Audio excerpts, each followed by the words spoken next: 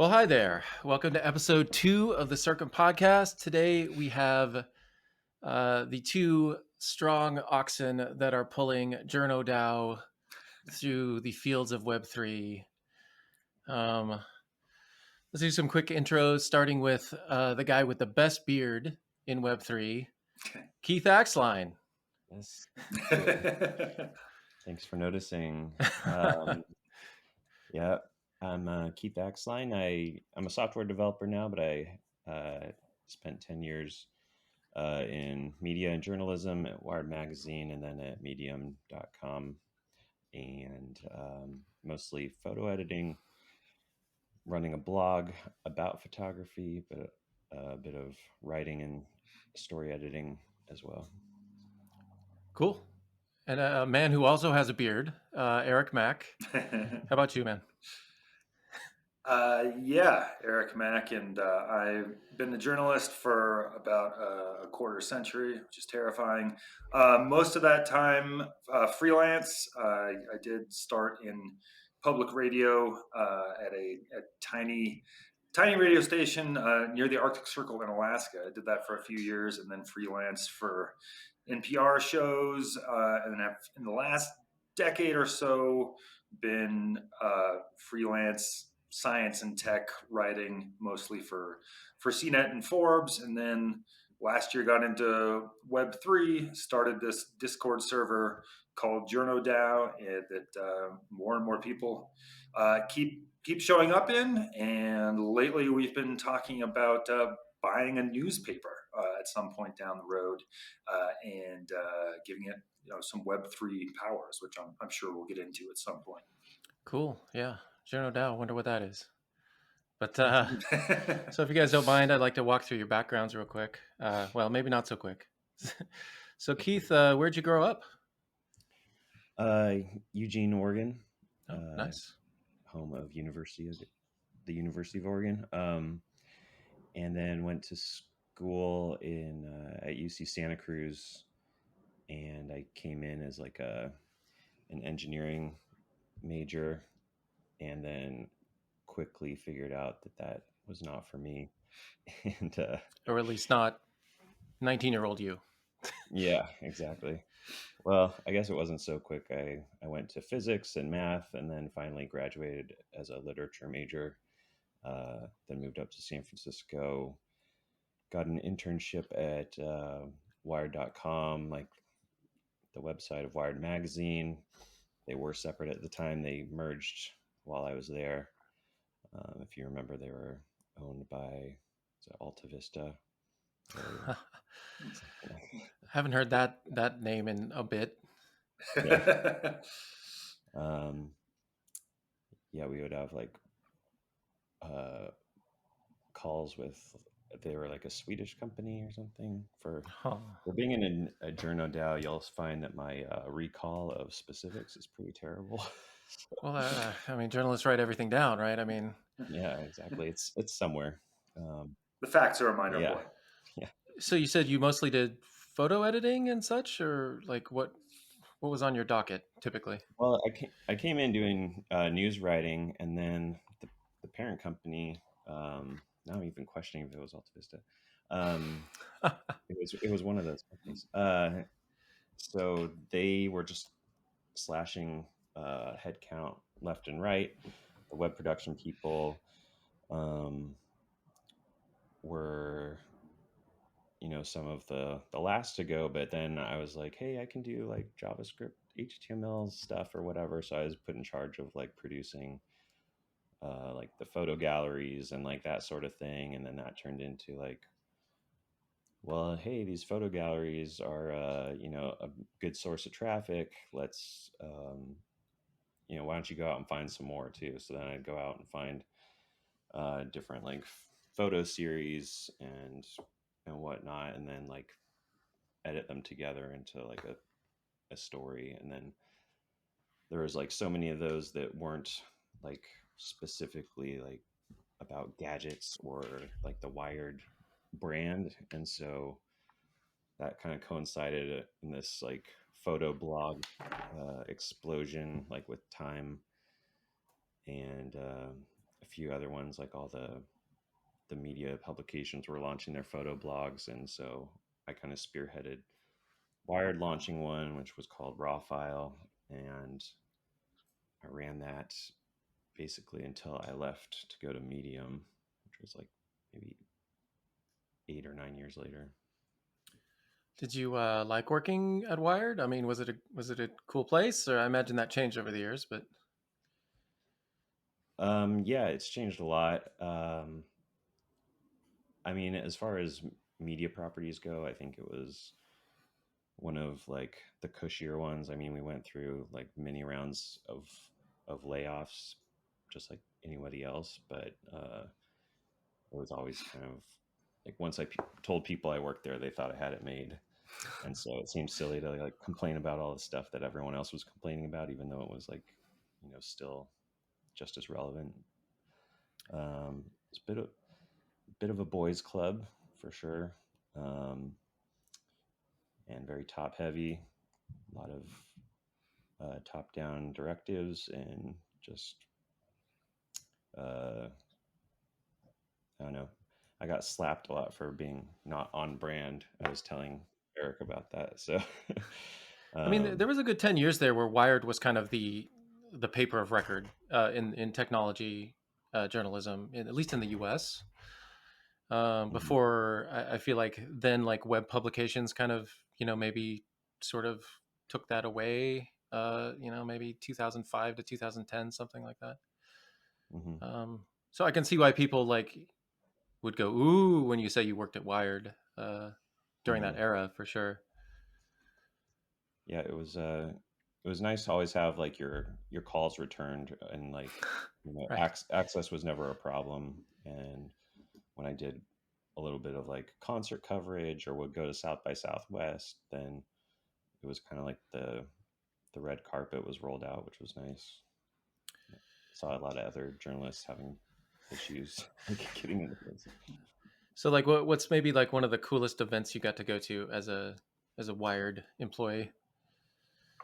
There's a lot. I went to like a satellite party for Burning Man. It was decompression party in San Francisco. That was pretty wild. And but the one that really turned things around for me was the startup bus journey to South by Southwest, where it was like a hackathon on a bus for like 2 or 3 days as you journey from San Francisco to Austin, Texas for South by Southwest. And so I kind of joined up, did like an embedded like series of blog posts and joined a team. And the team that I joined ended up like winning the contest and all this stuff. So it was kind of like a wild ride. And that's partly where I like decided that I was going to be a developer at the end of the day, because instead of like writing about all this stuff happening, these are the people deciding like what it was going to be and how it was going to be,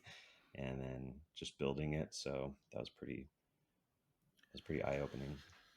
So was that like the sole onus to moving into software developing, or like was it also were you also just kind of did you have other issues with journalistic pursuits at that time?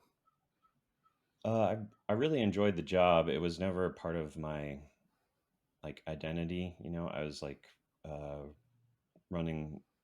I was talking to photojournalists and photographers, artists for the blog, and everyone kind of assumed that I had this background in photography, and I was like, kind of a turtleneck wearing like, you know, art type, and I never really fit the role. So um, it all kind of seemed like LARPing to me for a while, and like building stuff on computers feels more like my core identity. So there was a little bit of that, but I did thoroughly like drink the Kool-Aid, and I was pretty in it, as far as like being emotionally invested and like wanting to see the media business turn around and get off of advertising. And I've really internalized a lot of the inequities that the the advertising model was creating and how much misery it was causing. So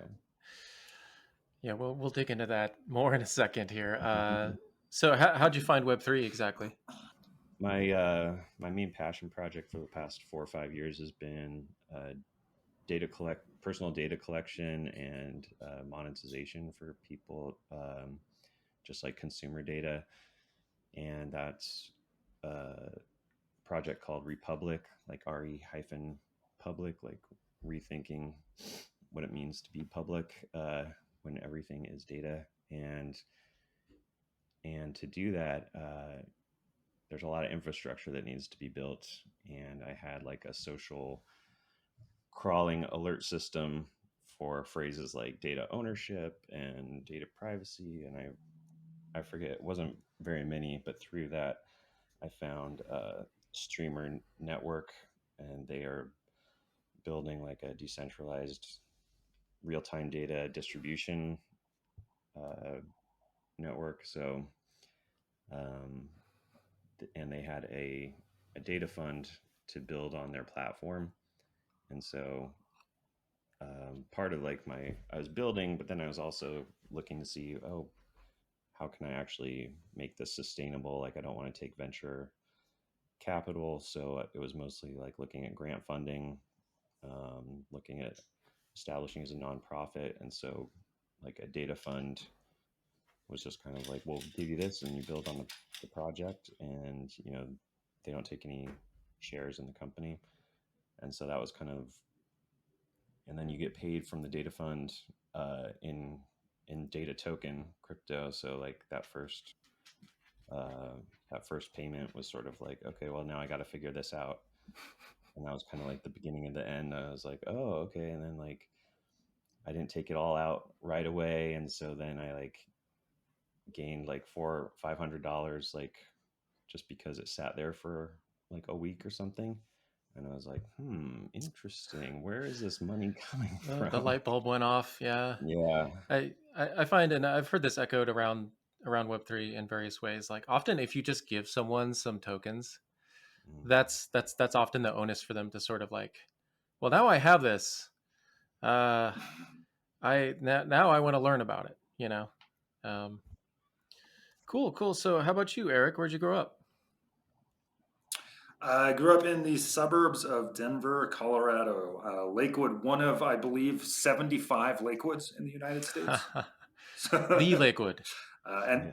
right, and well, I think people in Ohio or California would claim that, but the point is they're usually all suburbs and all devoid of character. So I'm from one of those places, and yeah, that's the answer Did to where I grew you were up. you when Columbine happened? Were you already away at school at that point? I was in college. Okay, So yeah, Columbine is in the school district that's in Littleton, where I grew up. right? It's in Littleton. Lakewood's adjacent to Okay. Littleton. Yeah, friends' parents actually my prom date's parents were the counselors at Oh God. Columbine. So that was a bit traumatic.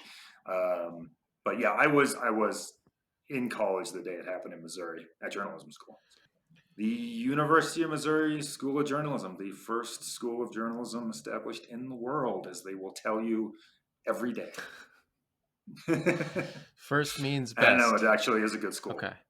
Right, yeah, well, um, it is a good school. I didn't appreciate it at the time I was there because for whatever reason, I had it in my head as a teenager that getting a degree in broadcast journalism was maybe the best way to become a talk show host or a comedian, which was definitely the path that I thought I was on at age 17, um, and fell in with some. I was part of the requisite improv group in college. Actually, founded one there with some very very funny people who are much funnier than me and better performers than me. But I'm still friends with. So it was that was actually a good thing to run into, was to get to perform with people that are like, oh, they're better at this than me, and I'm always going to be mediocre at this if I pursue it. I tend to be better in writing. I mean, that's how you learn anything, though, right? You don't get better at tennis by playing with your 6-year-old or something. But also, it's hilarious that you thought that a journalism degree would make you a better comedian. But yeah, it would be just as funny if it had worked. I don't know. I don't know which one's funnier. So I have no idea what I was thinking there, honestly. so after school, would you first move to work-wise? So I actually took a break from school. So I did the broadcast journalism program, and unsurprisingly, hated it. And this was around 1998, 99, and so like the kind of the first web 1.0 boom was happening, and so I quit the broadcasting program, and they allowed me to do this kind of weird hybrid online thing because I was kind of into what was going on in Silicon Valley, and there were some grad students that were starting up an online magazine. And so I was actually an assistant editor on this thing called ironminds.com that it has been totally memory hold, but it actually helped launch some of the bigger kind of first generation bloggers. So I was like 19 years old, and I was editing stuff by a guy named Will Leach, who he went on to found Deadspin. I think he's at New York Magazine now, really talented writer. And also a guy named AJ Delario, who went on to be sued by Hulk Hogan and Peter Thiel in the lawsuit that destroyed Gawker. That was a So, really important uh, lawsuit. Yeah. mm-hmm. So, I mean, that was several years after I was editing his stuff as an undergrad. But so that kind of gave me a taste of what was going on in the Web 1.0 world. We actually, and again, my story also runs through South by Southwest. The 2000 South by Southwest, we were nominated for Best Current Events Site at Interactive.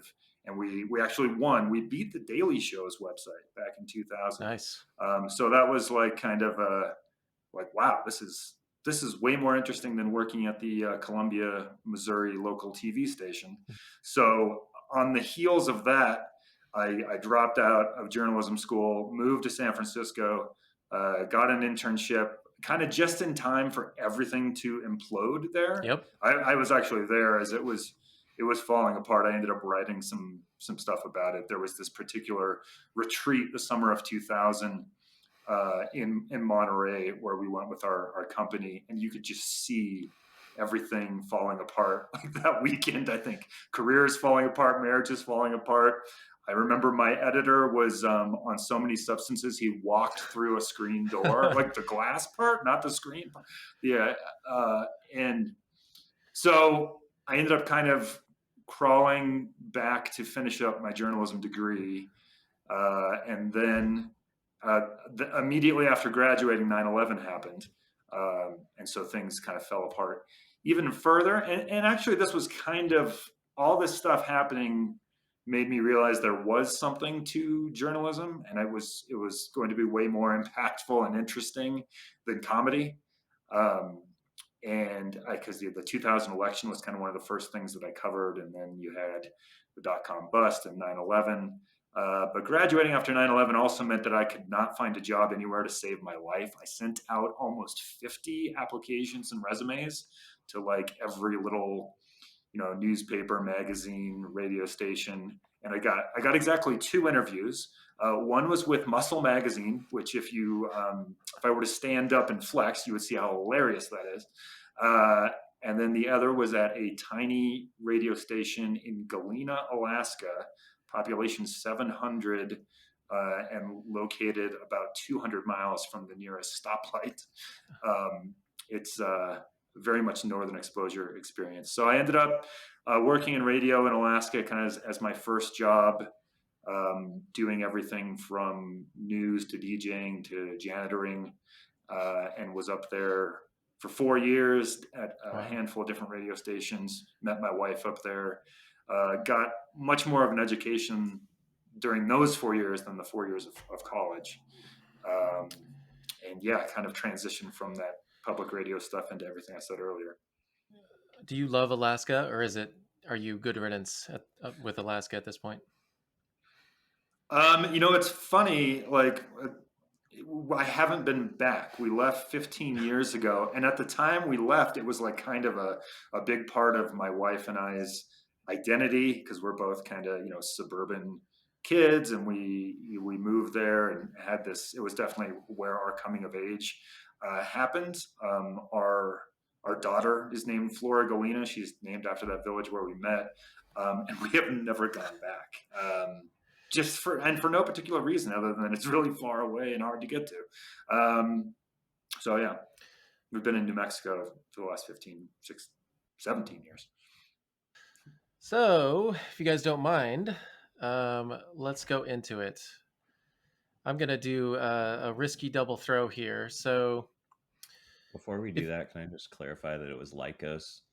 I just looked it up, and I'm really pissed off about my dyslexia there. Anyone from Wired who's listening is gonna think I'm an idiot, which I am. I'm sorry. So Lycos owned Wired at one point? That's so crazy. Yeah. Like they owned Wired.com. Mm-hmm. And then that got bought by Comcast, I want to say? Lycos? We don't have to do this. Maybe for patents or something. Because when Google showed up, it just wiped all that stuff out.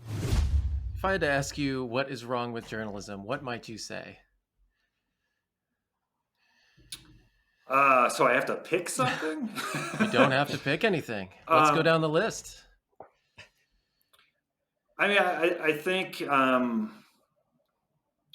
kind of pick some of the animating things for me and for JournoDAO, and maybe the most immediate things are, I think over the last 20 years, two big things happened, which was through a confluence of just sort of the march of late stage capitalism and some deregulation that happened in the 90s. It became very easy for large companies to buy local media outlets, particularly radio stations. But there's just been a consolidation over the last 20 to 30 years of smaller media outlets, and strangely enough, I don't know if this has kind of been forgotten by history, but one of the main things that killed, if deregulation killed local radio stations, one of the things that killed local newspapers, strangely enough, was Craig Newmark, because Craigslist just came in and destroyed the business model for local newspapers, which was classified ads and other ads that Craigslist was suddenly offering for free. So it's kind of interesting, philanthropist that he is. That was one of the death blows to the American newspaper, for sure. So all of that, I would say, is the first thing that happened, the consolidation of local media, that opened up this void that has been filled to a large part by social media and Web2 in terms of where do you get your local information from. Now it's social media, which has a lower standard of truth and verification than your old paper did, and so that is one of the main problems with journalism, and that problem then leads to problems with democracy and society at large, because and maybe Keith can talk about this idea that he's written about, that journalists play this really important role. And one thing that I like to think of it is that a small community, and small communities, again, late stage capitalism, there's less and less power in a small community, whether it's the government or the Chamber of Commerce there. It's hard to compete with other outside interests. Could be a corporation wanting to come in and open a mine, real estate developers, whatever. Completely legal and justifiable interests come into a town, and the town doesn't necessarily have as much leverage to enact its will as a government or as a people. And one of the main leverage points for smaller communities is journalism. It's kind of a crazy thing that you can have a newspaper in a town with an annual budget of a couple $100,000, but just through the very nature of the media and the megaphone and the pen being mightier than the sword, that 25-year-old kid that was once me that's just writing for a newspaper making $25,000 a year has a shocking amount of leverage against very powerful interests. Um, and that leverage is gone now from a lot of small communities, replaced by just kind of gossip and hearsay and fake news, however you want to define that gets spread by Web 2. So journalists play this role of having leverage in the face of outside interests and power, and then also Keith has talked about journalists having a role as basically validators of the truth. Maybe you want to talk about that. Yeah, and I would just piggyback off of that to say that I think even further upstream from social media is just the attention economy. And I think part of what drew me into Web3 is actually um, dealing with incentives in a systemic way, and like the transfer of value, which I think we were just kind of operating in. It's kind of like goldfish in water, and it became really hard to question like where value was coming from and what people were paying for, because it was just kind of like assumed that the internet was a positive thing because everything was free. And then how was it free? Well, oh, okay, it wasn't actually free, and like the value was being extracted from users in all these ways. And so I think it's explained kind of at a core level to me as just a misalignment of incentives. And I think Web3 kind of gives us the framework to um, I don't know, choose the incentives to achieve the outcome that we want, instead of just being beholden to the incentives that are in place, and we kind of have to like adapt what we want to do onto that. And so yeah, so this idea that I've kind of put together, because there seems something fundamental and people are like, well, what does journalism have to do with Web3? And I felt the connection, but I couldn't really articulate it. And I think something that gets us there is thinking of local journalists, like Eric was saying, is like the network validators of our culture and our politics. And we've seen that when those go away, our network becomes susceptible to like very centralized interests in a way that perhaps it was not before. And I hesitate to say that there was like some sort of golden era, because I don't really want to go back to the classified supported business model like that. That was kind of destined. If it wasn't Craig Newmark, it would have been somebody else. Like that just wasn't the right model for journalism in general, because it wasn't connected to the actual value that journalism was creating. It was just kind of like this weird marriage that kept that value hidden.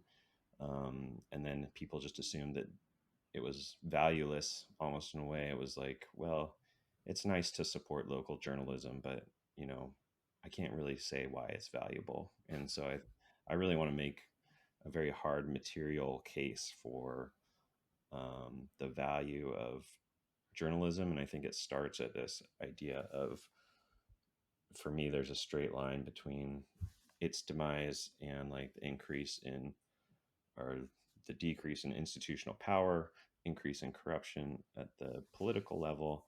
And it's like when centralized interests kind of run the information system, then everyone can be convinced that supporting that system's agenda is actually an idea that they had, because all of the information that they're um, basing their decisions off of is kind of fed to them in a very specific way. And there's a huge power asymmetry where like the centralized interest has algorithms and like thousands of psychology majors and everything, and then this one person who doesn't even understand what the game is kind of coming in cold. And then it's no surprise that they can be like nudged and manipulated in a way that's like very profitable. So I think we really have to fight that battle at the edges.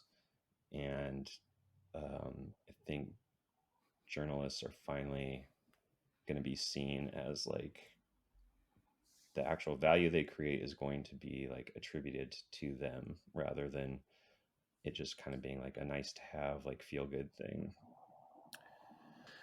What you reminded me of is like, you guys remember in the 90s when MTV turned in from a music television channel into a reality TV channel? Mm-hmm. Um, and you can, like, thinking about it back then, you could really see the sort of financial gears turning. Like, there's a spreadsheet where it said like, well, this real world show brings in 5 times as many viewers as these music videos.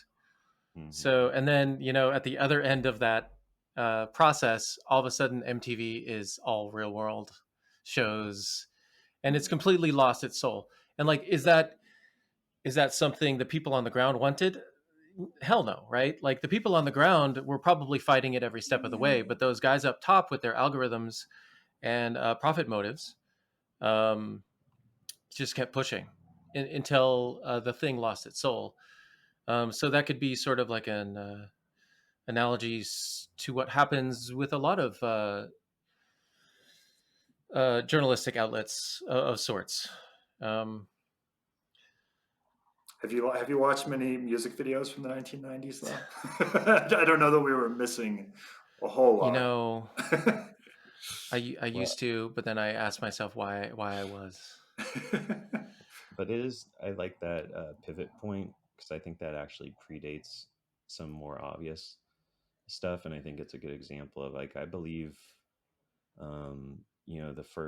the people who put on the first real world, like, were totally like they had to fight to get their vision through. Like, they were definitely like outsiders and they were, I think, viewed themselves as like artists and like, breaking the mold and all this stuff.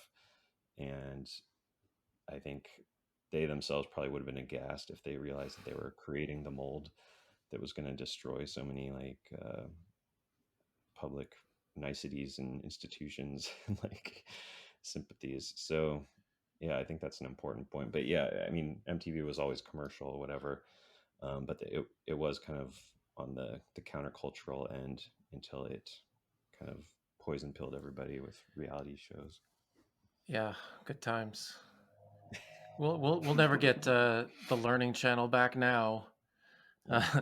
Um, so another thing I'm sure you guys have noticed as well, which, if you could comment on like why you like what forces may have caused this, but like, there's, especially in the last 10 years or so, there's this sort of undercurrent of sentiment about journalists that like, they're like, you can look at something like game reviews or like or anything like that, where it's like, okay, the sort of general perception of a professional paid person who does the thing is like a lack of credibility.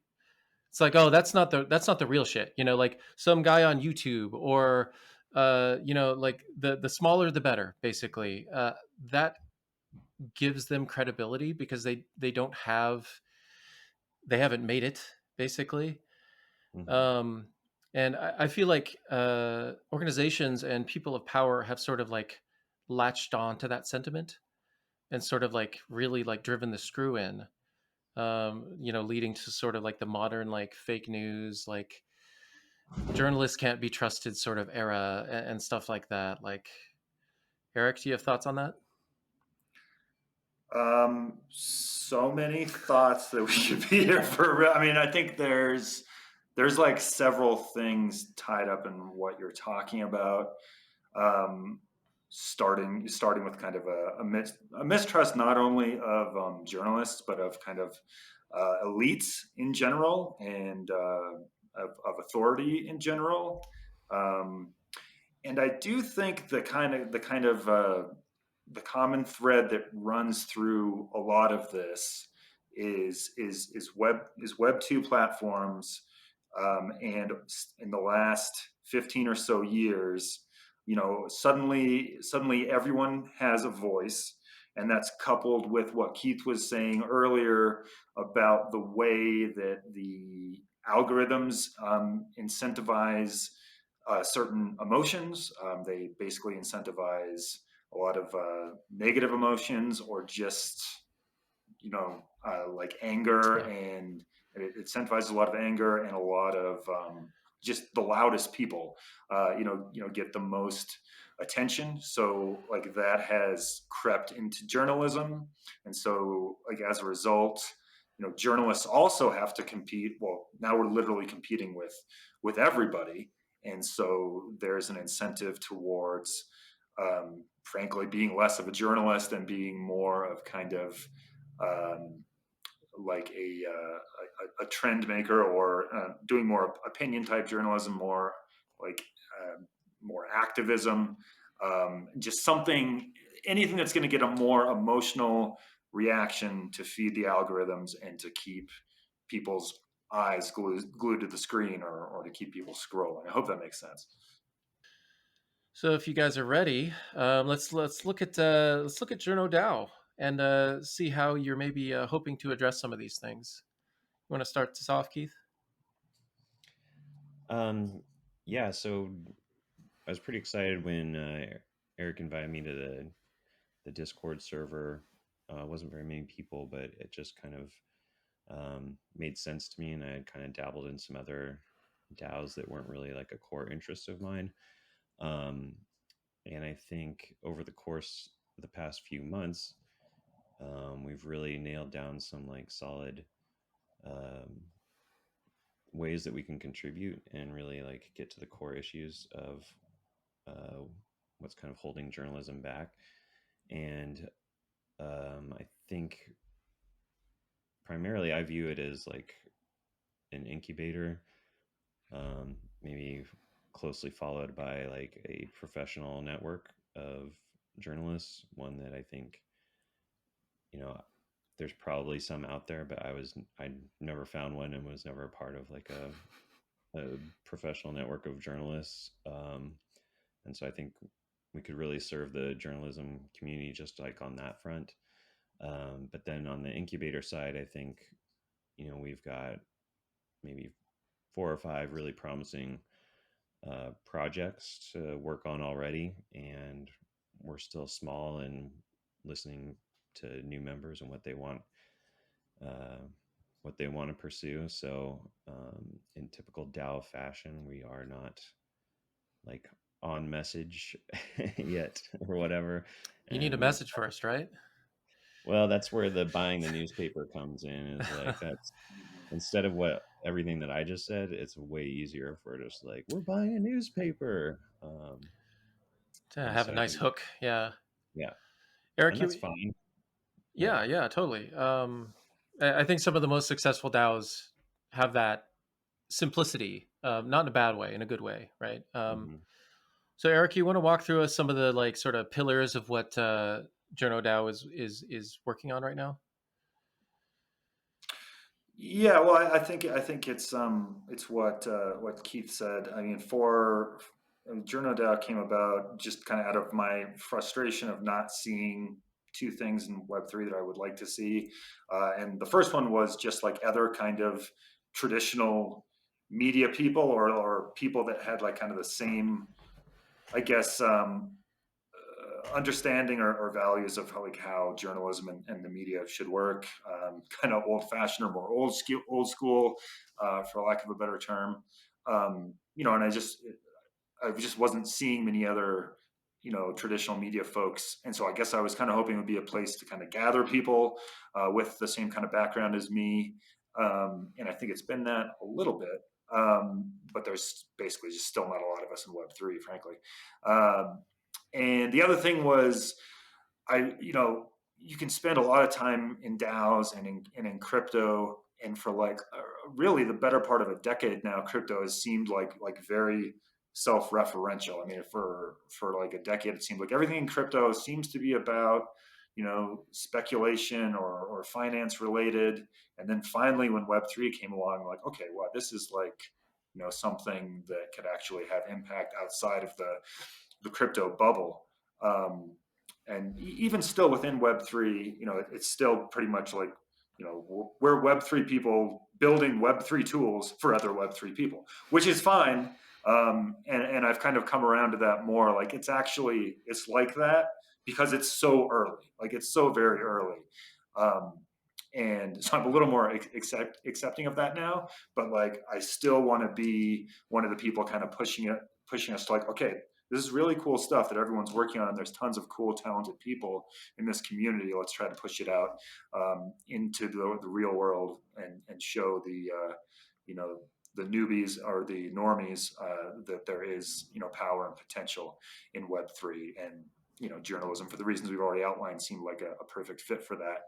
So for the first like 5 months, I want to say like from November through March, I really was referring to JournoDAO as just kind of a discussion group to kind of gather these people and talk about like, okay, like what are the things that have the most potential to actually impact journalism and impact the real world by using Web3. And I think we've kind of hit on a few main themes with the buy a newspaper and run a newspaper being kind of the call to adventure, that like this is what it's going to look like in the real world. We're going to eventually put together all these things that we're talking about and the tools that we're working on and use them to run like the most old school analog form of media that we have. So it's kind of like the ultimate proof of concept, and getting to that point is kind of an adventure for the community to rally around. So that's kind of the big macro vision. But I think you asked about like the pillars that are holding that up, which so I think some of the ideas, first is kind of just having a place for people to gather. Keith was alluding to providing kind of a professional network for media folks, and even just people that are interested in media. I don't care what kind of a degree or background that you have. I don't think you have like a degree in media, but you have like a sincere interest and a passion for it. So great. That's more than enough. So just gathering those people in one place and giving them kind of a network to support them as they explore Web3. Like that's kind of part one. And then another part that I think we're really interested in is using Web3 to give journalists, creators, and also the communities that they represent more of an opportunity to collaborate, participate, and have even an ownership stake in the coverage of their community and the things that their community is creating. So that's kind of the two early things. There's more, but I'll stop Yeah, there. so I believe you're referring to the data unions and such there, Eric. If you want to walk us through what that is and how that works, if you don't mind, Keith. Yeah, so one of the first pilot projects is getting journalists to kind of own their distribution network, or I think um, being deplatformed by Twitter or Substack or some of these other, like the most popular platforms, is becoming more and more of a risk depending on what your content area is. And so um, the company that I've already been working with for Republic, Streamer, um, has kind of the perfect infrastructure for this, where you can take a data stream like a Twitter feed or a blog and then put it on the network, and it's completely decentralized. It's thousands of nodes. Streamer doesn't control them, and it's encrypted by default. And then on the subscription end, you can actually charge people if you want, or just allow your stream to be free.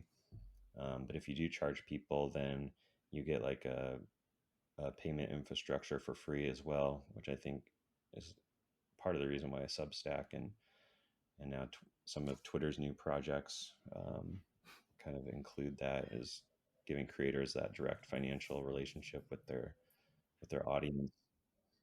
And so it's new infrastructure, it's new UX, it's all these things, but I think we've kind of done the proof of concept end to end, and now we can refine it from here. And I kind of view that as JournoDAO is kind of the glue between journalists and all these like new, potentially complicated Web3 tools and ideas and concepts. And it's kind of our job to take all those and digest them and then give journalists something that makes their lives and jobs better. Right. So I see the data unions as a like you said, it's kind of the main tool to Web3 eyes journalism coming from JournoDAO. So it's very important. Mm-hmm. Yeah, and the semantics can get a little hairy, but just for the sake of accuracy, if you're one journalist and you have one data stream, then that is like a stream in like the streamer network. And then if you're many people and you want to all contribute to one stream, then that's a data union because you're kind of forming a union and you're putting forth like a single product that people can subscribe to, and then people get kind of paid proportionally to their contributions. Got you. Cool. Cool. So you guys have got some partnerships going. You want to tell me about that, Eric? Yeah, so along the same lines of working on these streams and with potential data unions that Keith was just outlining, we partnered with Ukraine DAO to test out and kind of do a proof of concept. And so we're in the process of well, first, continuing to build out the prototype and get it working. And once it is, functional and makes sense to use for a journalist in the field, we're working with them to recruit somebody that's reporting from the war in Ukraine to basically have access to this feed and to use it how they see fit, whether it's and the early way that we're just kind of testing the concept is basically to take a Twitter feed, and Keith can tap into the API and you basically can just replicate your Twitter feed into a streamer stream, except that people now can support your work by subscribing to that stream. Now, is that going to make practical sense in the long run to just like duplicate your Twitter stream and hope somebody's going to pay for something they could get on Twitter for free? Like, obviously not. But that's why we're doing it. One, because I think it'll make sense to reporters that use Twitter as like, okay, this is just basically a way to garner support for the work that I'm doing.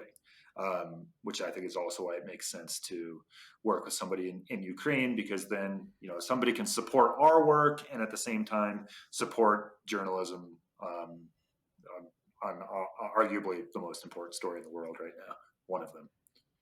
It does. It does. So this stuff is very early. If you're watching this, but if you guys have had thoughts about tokenization, what does that look like right now? The thing that I think about tokens as communities, and once communities like reach a certain size, I think that their ambitions and goals can sometimes best be served through a token. And I don't think that JournoDAO is really at that point. We have some interesting like governance ideas that I'm excited about that do involve a token, but that would be like a non-transferable token, so not like one that can be speculated on or bought really. And we could talk about that. But as far as like our own token that's like tradable and like on the market, I don't know if we've really seen a need for that yet. And that in my mind, that's what would be the dictator of it, is like if that opens up opportunities that are closed to us at this point, to achieve the vision, then by all means, let's consider it. But kind of a token first strategy is like, there's all these zeppelins burning in the background as we speak of these DAOs and DeFi protocols that went token first. So I think it's pretty. Sorry, I think it's pretty easy to say no thanks. I think we'll just sit on the sidelines for a little bit. I've definitely been feeling a bit bearish on, every DAO has a token sort of thing at this point, because like very few of them in retrospect are necessary or have any sort of use. So they just, like you said, they just kind of like slowly bleed, and they have to be completely like rethought to sort of fix. And a couple DAOs have done that. YFI is a good example. But it's, I don't know, it's a great way to get a big pop when you're young. But then I don't know. That's kind of all you can get out of it. And there's other ways, we've kind of been talking about other ways to, essentially crowdfund or, get support that way, whether it's through, an actual crowdfund or maybe an NFT that, that then there's the perks and access that comes with it later. And, that way you're attracting people that want to like actually invest in the mission, as opposed to just speculating on your token. Yeah, I think I don't know if you've been in the discussions on the Discord, but just that the Kevin Rose model of proof that basically it just got 1,000 people who are like on board for the long term of whatever happens, and and because he's actually executing on stuff that becomes like an appealing, that generates market value. I think that's more exciting than like some sort of like fungible token distribution. Although I think there is something there that we've talked about as far as like if journalism is more of a behavior than an identity, like there are acts of journalism, but there aren't necessarily like journalists where everything they do is journalism, then maybe like a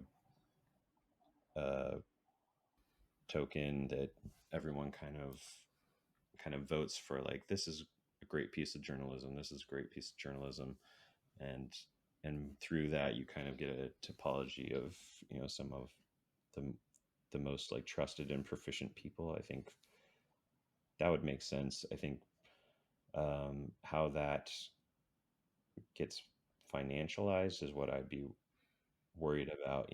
Like I think tokens need to be somehow isolated in their use, and the way that they're always married to like financial incentives right now, I think is obscuring a lot of the best use cases. So we're definitely, I think, exploring that and talking about that.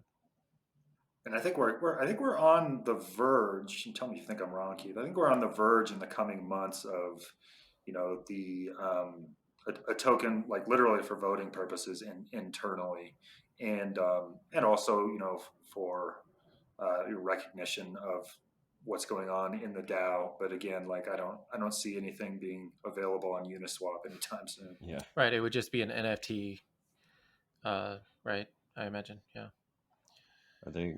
It could be. I mean, it could be a token that's. I mean, literally for an ERC20 or whatever for voting. Sure.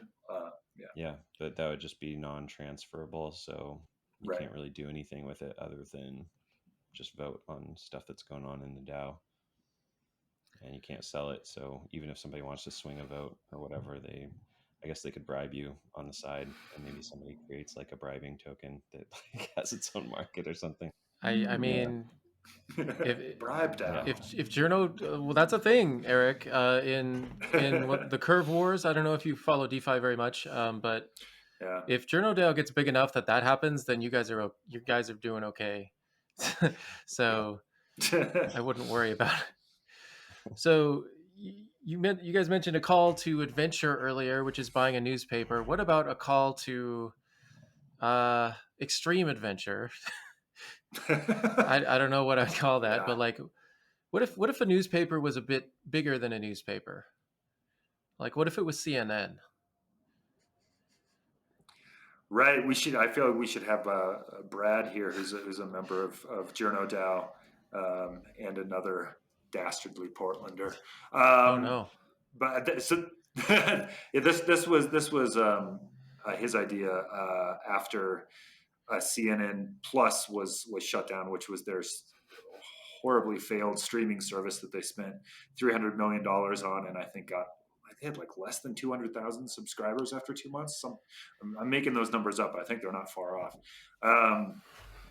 And so his thought was, maybe we need to be thinking bigger. Maybe if CNN can spend $300 million essentially on nothing, maybe the asking price is low, and maybe we could get a viral crowdfunding campaign going enough to buy CNN, which I'm not a huge fan of cable news, and like we're kind of centered around this idea, a mission more oriented towards local news.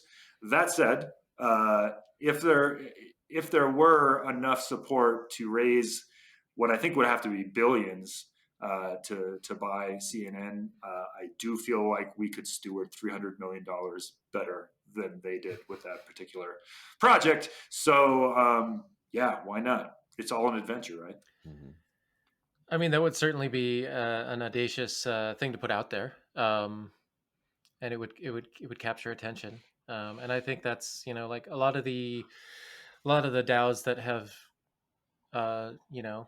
managed to raise a lot of money. It's that kind of idea. So yeah, Mm-hmm. something to watch as we go forward. And so I'm keeping an eye on if you're excited about that. Definitely get in touch. You're Mm-hmm. excited about that I'm and have curious. $3 billion. Right. What do you think, Keith? Yeah, I mean, my suspicion is that if the reason for the money is relatively like simple and like that focused, then I think that the way for that amount of money to be like long term is probably not, like, you're not attracting long-term support through like an effort like that, even if it is a lightning rod for attention. But if we can get people excited about taking back control of media infrastructure in a way that's not centralized, where I think the reason to buy CNN would be to like shut it down or just repurpose its like its infrastructure to better serve people. Um, or I don't think anyone just wants to buy it and then just let it go on as is. Like I think people would be energized by making it something different. And so, yeah, I definitely love the lightning rod of attention, and I just want to make sure that we find a way to transfer that into like a broader support to do some of these things that we know are necessary. And even if we successfully buy CNN, I don't think JournoDAO's mission would be complete at that point. And so, we would still be working on this other stuff. And if the people who came in because they're excited about buying CNN are not interested in any of the other stuff, then we're kind of like starting at ground zero. Um, but yeah, I don't know. There's a tension there, and I think that we should aim as big as we can and get as much attention as we can, and then find a way to like onboard those people to the larger picture. I look at it as the ultimate stretch goal, to borrow a phrase from Kickstarter. I'd be thrilled to raise enough to buy a small market newspaper, but if the will is there and the excitement and the passion is there among the public to get our hands on CNN, I still want the newspaper though. Yeah. I want the newspaper and CNN. I'll be over here at the newspaper, and Keith, you're in charge of CNN. Okay. Well, yeah, the decentralized thesis of local journalists as validators is maybe not best served by like the CNN purchase unless you kind of take it, split it up, and like push it out to the edges, which is definitely like an idea for sure. So I could see a lot of smaller CNN. I mean, it would be CNN, Dallas, CNN. I mean, a lot more local focus for sure. A lot of a lot more bureaus in my vision of CNN for sure. Or you could take that money and buy 1,000 local newspapers instead. I thought you were going to say Lambos. Well, that's what I was thinking, but Before the notion of buying CNN came up, the kind of like grand vision I have of like, I mean, if this were to, really blossom and go beyond, just one newspaper, the kind of the inspiration for all this came from hanging around in DAOs like Bankless that are kind of these big sprawling organizations with people from all over the world, and realizing like if we had a DAO that was filled with journalists from all over the world, I mean, it would be very easy to turn that into a 21st century wire service, and for that model, I think makes a ton of sense. So like ultimately, if everything were to go the way that I think it could, and I don't really make predictions though, but the way that I see the potential, I could see, this one Web3 newspaper that we're hoping to one day run being just, one of thousands across the world, one of thousands of nodes in this larger Web3 network of information dissemination. I like the idea of a Web3 wire service a lot because like it's super lean, right? Buying CNN or even a local newspaper, like there's a building and there's like all this sort of like traditional infrastructure that like wouldn't be super like Web3. Yeah. And that's one of the exciting things about the data union model that Keith was talking about earlier. I don't think we illustrated thoroughly, which is, so yeah, again, like one person, one stream, but then a data union can be like when you have multiple contributors all putting their content into one stream that then people can subscribe to. So if you've got 4 reporters on the ground in Tucson, Arizona, and they put all their work into the same stream, I think you've just created a Web3 newspaper. And that's a lot leaner than the way it's done now. All right. So one thing I am trying to institute on Circum Podcast here is I'm asking for recommendations from everyone that comes on, but I also get to do one every episode, which is cheating. I know. No, that's good. So what these are, it's like it's either Web3 or personal development related. So it can be many things. So if you don't mind, Keith, looks like you got a book, The Master Switch by Tim Wu. You want to tell us about that? Yeah, it's a super interesting history of like communications infrastructure from just radio to telephone, all the way up to the present and AOL, and it draws this pattern of like divergence and convergence several times over across like the phone and media industries in a pretty convincing way. So it's interesting. I think it's gives us a lot of good context for like this moment in Web3, where in the framework of this book we were in like the divergent phase, like when radio first kind of hit the scene and you had like everyone could get their own radio and just start their radio station, and there's just like thousands and thousands of like local radio stations like all across the country before that all got like centralized and bought up for really interesting reasons that the book covers.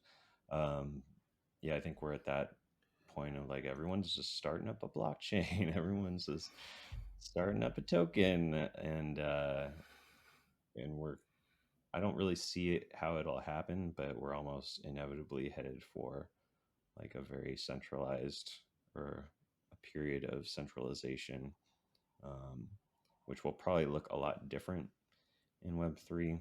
I don't think any of the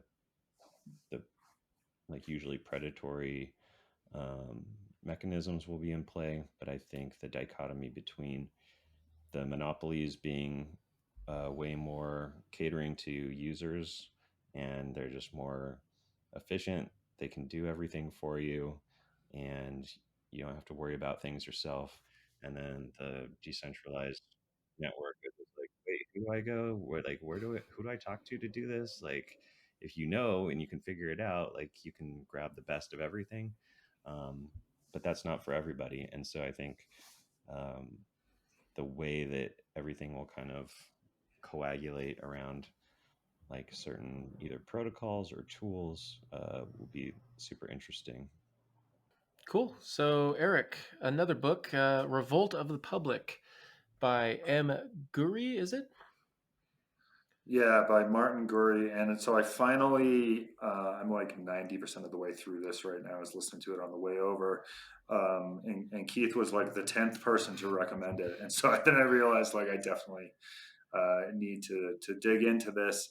Martin Gurri is a former CIA analyst, and he wrote this book originally. He self-published it originally in 2014. I think it's called, the full title, The Revolt of the Public and the Crisis of Authority in the New Millennium. And it's funny, it came out in 2014, and it just talks about how basically, our trust in um, elites and authority is crumbling and has been for a while and is now at crisis level. And so it really, came out in 2014 and really was predicting in a way. He doesn't get very specific with the predictions, but like you read it and it's basically everything that happened over the last 7 years, from kind of the rise of Trump to the response to COVID, to frankly Ukraine, and it was then reissued in 2018, and he wrote an epilogue, kind of talking about the rise of Trump and just kind of by the extreme polarization of politics and the sentiments in the country up until that point. And why it's relevant to this discussion is, in that epilogue, he kind of concludes that um, for a generation or so now, elites, the elite class, has been kind of exposed for their incompetence, and we no longer have trust in these authorities and in this kind of ruling class. And then what drove me a little crazy is, so his conclusion, I think this is 2018, his conclusion is, so what we need and what will inevitably happen is we need a new trustworthy elite class. Which, like, I was the first time I listened to that, I'm like send this man down the Web3 rabbit hole immediately, because I think what we have with Web3 is kind of the potential for a new way to establish authority more collectively, and hopefully in a way that will be not only more effective but more trusted. So that's kind of what I think we're trying to build at JournoDAO, and so maybe we should get in touch with him and see if he wants to write a second epilogue. And I recommended that book, and it really grabbed me because of I feel like I was the nihilist that the book describes, like capital N, and not, at least like to some degree. And he even says like we all kind of are, because we're responding rationally to like an external stimulus that's basically not giving us anywhere to go. And so like before, like the Web3 stuff, like, and I ask people this who are not in Web3, I'm like, where is your hope lying? Like, are you hopeful about like the next 5 or 10 years? Because I was not. And like when I got into crypto, I finally saw like the the organizational tools and mindset that was there. And then suddenly, like, I'm optimistic about the future again. And I think until Gurri is like crypto pilled, I think that's the sensible kind of conclusion to draw. But to me, like, the whole book is just outlining the hole that Web3 fills as far as what we need to move to, because yeah, nihilism is really the only sane choice if you're not understanding um, Web3 and how it can actually rewrite some of these frameworks. It can rewrite the rules, and it's participatory, and it's, for all the reasons that it's hard to grok, are the reasons that it is the new thing. That if it were easy to understand in like the old the old mindset, then it would inherently not fix the problem. So this is interesting. I just want to dwell on this for a little bit because this is, I think, actually kind of foundational, and it's interesting to hear you read it that way because I never responded to it that way, and like the nihilistic reaction that you had, and that tons of people in my life also have. I think it's completely normal. It never got to me, and I know the reason why, and that's because I think in our culture and in our society, there's kind of these two major forces that we feel are constantly letting us down, but we have no other choice. And that's, well, the one choice is the market, free market, and the second choice is government, right? And these, are both flawed. But there doesn't seem to be another way. And like, as a journalist, I've always placed myself outside of these two. Like, I'm not part of government and I'm not part of the market. I literally just have a job of observing both and trying to explain them as much as possible. But blockchain and Web3 also seems to me to be outside of both, or to have the potential to provide kind of a third way that's kind of outside of both of these systems, or maybe to pull in the best of both. I don't know. I guess I think of it as kind of a third way, though, and that's how it connects to journalism for me. So from your position outside, what was your vision of the future? Was it optimistic? Yeah, and now I know you want me to justify that. Well, it would have to be non-specific, It's right? look, Because it wasn't like you were like, oh, this thing's going to happen and then everything's going to be okay. You were just like, we'll figure it out. it's like it's a little Pollyanna-ish, but it's just grounded in basically kind of a basic faith in humanity. Like, individual people, I think, are basically good, so we should be able to figure it out eventually. So like, more tools are always good because it's closer towards figuring it out, and tapping into the better part of our natures. Mm-hmm. Yeah, and I think I needed that specific thing, and I think, yeah, Web3 is like us figuring it out. So like, that allowed me to like engage the optimism again. Well, I know I could always have more optimism. I think like all of us in 2022, like, there's this fight inside me that's, I think I'm naturally an optimist, but then I open the internet and it and I see bad things.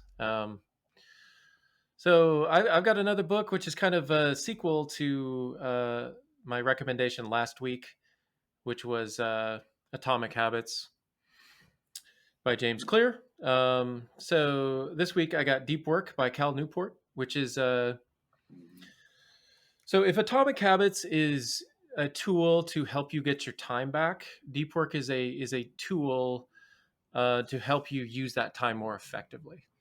So this book is very tight.